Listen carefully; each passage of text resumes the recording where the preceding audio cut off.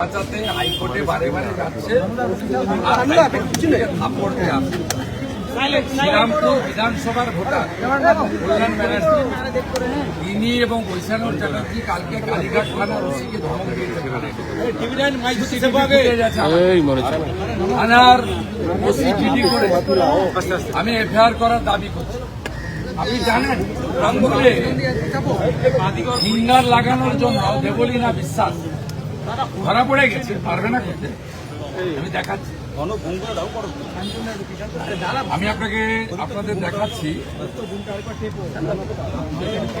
750 ধরা পড়ে গেছে, পারবে না। এই যে তৃণমূল একটা নিকৃষ্ট মানের চোর, ভোট চোর, মানে করতে দেবো না। এটা হচ্ছে এটার উপরে লাগানো থাকবে, কালিটা লাগিয়ে দিলে বাইরে এসে যাবে। আচ্ছা আচ্ছা আচ্ছা আচ্ছা 750 নাম্বারটাও বলে দিলাম, purchase by the councillor Debalina বিশ্বাস।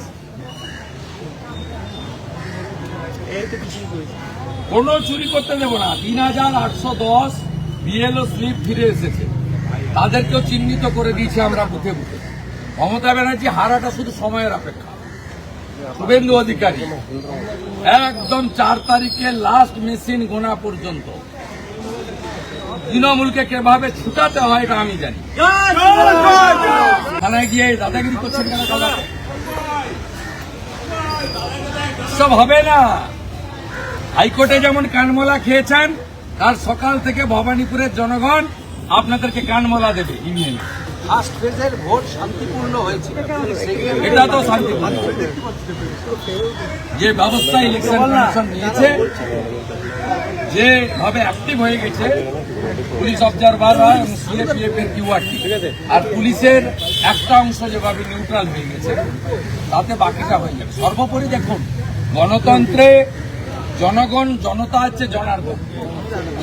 জেগে গেছে জনতা। Vision News 29